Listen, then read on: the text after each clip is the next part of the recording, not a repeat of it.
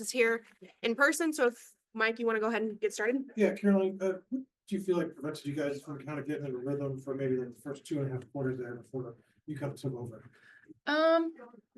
Yeah, I think that they started off the game really physical and they were running really well. I think that as the game progressed, we were able to get into our sets in the half court and really execute better. And I think that's ultimately we got our groove. For you, with the balls going through your hands in every position, do you feel you look like you got in the rhythm? Is it easier to do that when you have the ball in your hands? Yeah, definitely. I think if you're not getting a lot, it's a little harder to make some tougher shots, but I appreciated my teammates trying to get it to me when I had the clear height advantage. So this team, up and down season so far, and now 2 straight on this road trip. What's kind of the psyche of the team right now? I think that we're frustrated. Obviously, I think that comes with any loss, but honestly, I think that this is going to be good for us. We can really sit down and figure out where we can help our leaders be better, how we can really respond and just get the win on Saturday. Has Terry heard her message kind of, you kind of gone through the struggles, took time to find your chemistry early, but now what's kind of been her message lately here? Well, we're still just struggling to put it together for 40 minutes. I think that we had the lead or tied for 32 minutes. So 7 minutes, we just kind of slacked off right there at the end. So Coach Morin's message has been the same throughout. We just got to put 40 minutes together, be the tougher team. We can't turn the ball over. We did a lot better last game, surprisingly, not turning the ball over. I think this game we had 18, which is not a good night for us. So we just have to value the ball more. That's what she preaches a lot. And then now you're going to have sort of increased urgency here to kind of pick up some quality wins before the tournaments. How do you find that sense of urgency? What do you have to do here in the next couple of weeks to make every game like a playoff game almost? I think with 2 losses, you really don't need any urgency. That kind of lights a fire under you. So I'm excited to see what our team can do in the future. But obviously, it's going to start in practice tomorrow. Seth, go ahead. Caroline, when you talk about needing to put together a full 40 minutes and just, how much it felt like there's been a lot of one step forward, one step back with this team this season. What do you guys need to do to be able to break out of that stretch? Yeah, I think it starts on the defensive end. When we have the lead, we can't let them creep back in and tie the game up. I think, obviously, tonight I feel like I could have made some free throws that would have secured the game a little bit more for us, but it's the defensive end, just communicating better, knowing the defensive game plan, not straying away from that in the last minutes of the game, things like that, just being really locked in for the whole time. Is it any more frustrating to be, it felt like you guys really emphasized and corrected what went wrong against Minnesota. You were much better on the layups and you handled rebounding much better, but is it frustrating to just kind of step back in other areas when you fix those clear issues? It is. I think we knew coming into the game that we were going to have to guard one-on-one. They all could take people off the bounce. So it's definitely frustrating seeing a couple of those girls get loose towards the end of the game. But then again, I think that we can watch this and learn from it, just like every loss we've had this season. Seth, do you have anything else? I'm good. Indiana head coach Terry Morin will make an opening statement, and then we'll take questions. Well, I thought we played really, really well for about 32 minutes and then had about 7 minutes where, 8 minutes where we let our guard down, 2 strong side threes that we just gave up. You just can't, to the Swords kid. Hobbs was exceptional tonight. Didn't have an answer for her. I think most of hers came in by way of layups and whatnot, but didn't do a very good job of keeping her in front. But we did some good things. Got the ball into strip. Felt like that was the advantage. But there was just, had a nice little lead and just couldn't hang on to it because of some of our miscues defensively, which was disappointing. But we did do a good job, I thought, of keeping them off the boards. Again, turnovers were a problem for us once again, and we knew we were going to have to, stay under the 12, and we weren't able to do that. But, disappointed that we couldn't pull it off. You mentioned Strickland, the success you had. What delayed going to her more kind of for that first? You get kind of like the halfway mark to the third quarter. Right. She took over. Did you want to get to that earlier, or was that just something It kind of came like that's what. Yeah, I think we felt like, we were, and you watched us play big and then we played small. We didn't get much out of the small lineup. And so, it just felt like, especially in the second half, because, we got some good looks there in the first, just, attacking their closeouts, getting downhill. Thought Lexi was super aggressive, Sid a couple times, real aggressive. So, I think we were pretty pleased with being able to attack, their closeouts. And then in the second half, we just felt like, let's just try to pound that thing inside and strip as many looks as we could. And, even her teammates were like, let's keep feeding her. Right. Um, and so that worked out for us, Mike, but on the other side, she's out there running around chasing guards, but that didn't, like I said, it wasn't strip that gave up the couple threes there in the corner. That really, I thought, that's how they climbed back into it and cut our deficit or cut our lead.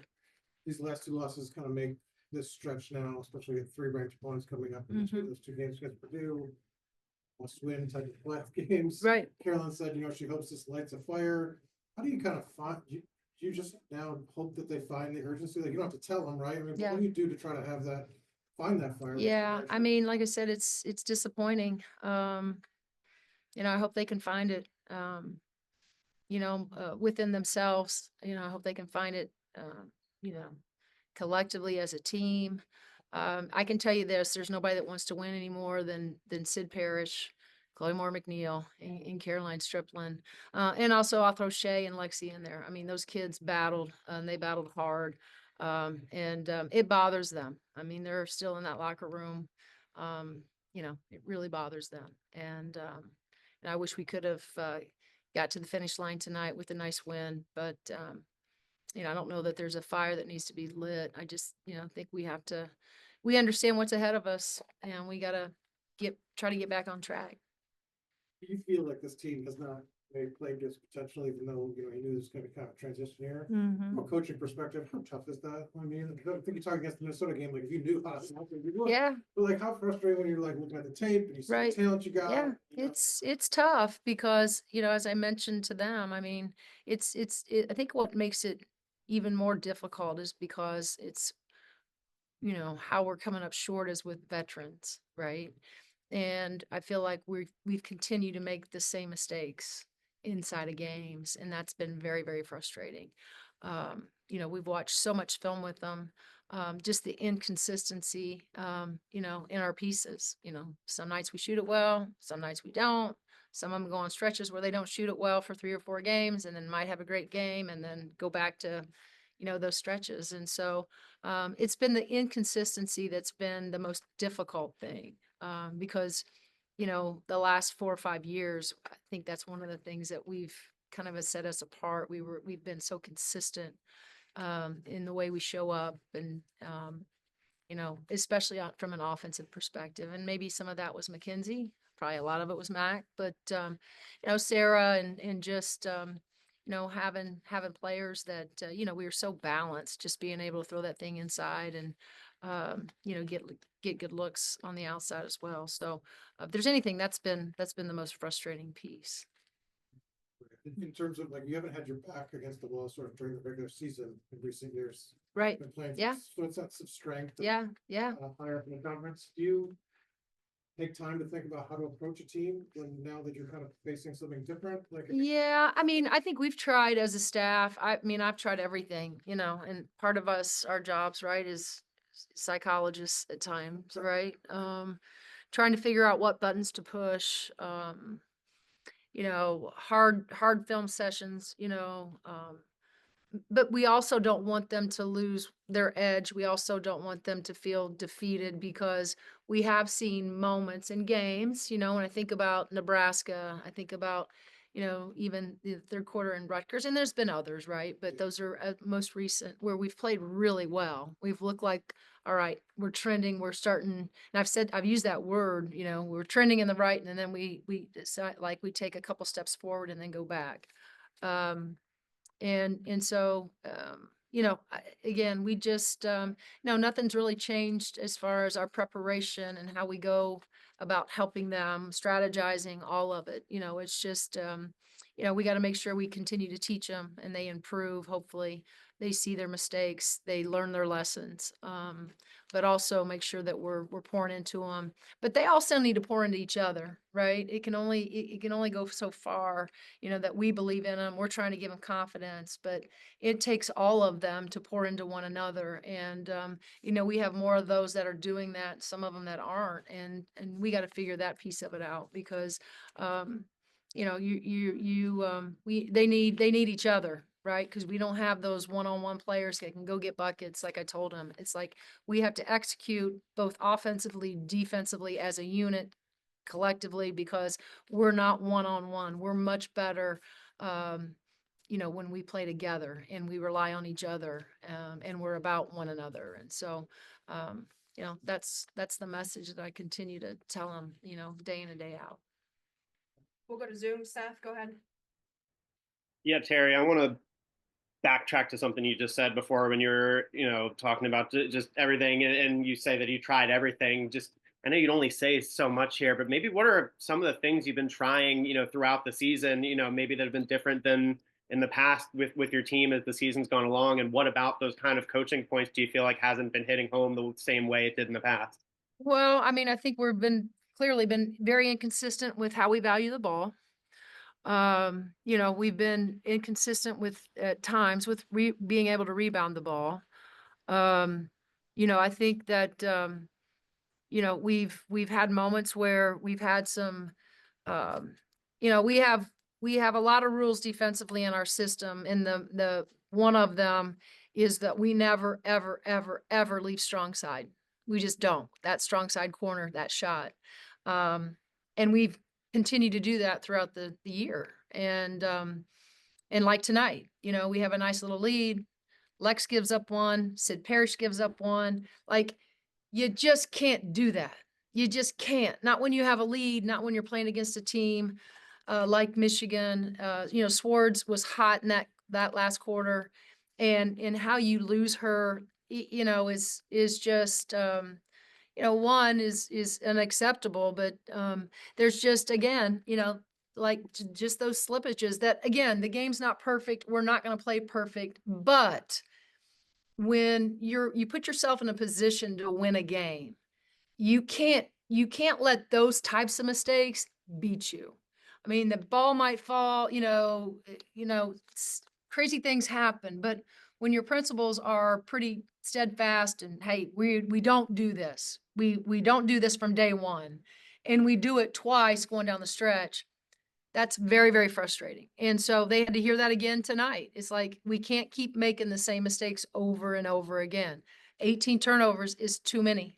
You know, and again, they were able to climb back in, you know, to the game in the first half because we don't, you know, got to value the ball better. And so, you know, just been a lot of frustrating, but also a lot of the same stuff kind of over and over. And I don't know the answer to why it's not resonating, why it's not like they're not, because I think for the most part, they're pretty high IQ kids. I think they understand it. We rep it every day. I don't know why it's not sticking. So that's a great question, but I don't know. But we'll keep teaching. Yeah. And is it just any more confounding to have these sorts of things happen when, I mean, it seemed like you guys really cleaned up, the big things that went wrong against Minnesota. You were, much more effective with layups tonight. You rebounded the ball a lot better. Is it just how extra frustrating to kind of have that one step forward, one step back? Very. But I'll say this, I'm not alone. You know, our staff feels the same way. Those kids feel the same way. We're all frustrated, Seth. We are all frustrated. You know, you let a really good opportunity, great opportunity for us to come in here tonight, lead, and walk out of here with a win, and we just couldn't get it done. So, you know, a lot of frustrating players, you know, in that locker room still. How much opportunity do you even have this late in the season to do the sort of self-evaluation it sounds like you guys may need to do to kind of get over the line? Yeah, you don't have that kind of time. I mean, this week has been brutal, you know, with being on the road and then being at home one day and then being back on the road. And then, you know, we come home and play again Saturday. And so, you know, our schedule here as of late has not allowed us to, you know, kind of get together and, you know, have those feel good moments, you know, and talk about, okay, moving on, you know, what our goals, you know, how we want this thing to play out. But it is something that we do talk about. We talk about it daily. And so, but, you know, I was telling Mike, I mean, these guys know what's at stake, right? You know, they want to win. They desperately want to win games and, you know, want to be playing in March. Thanks, Sarah. Thank you.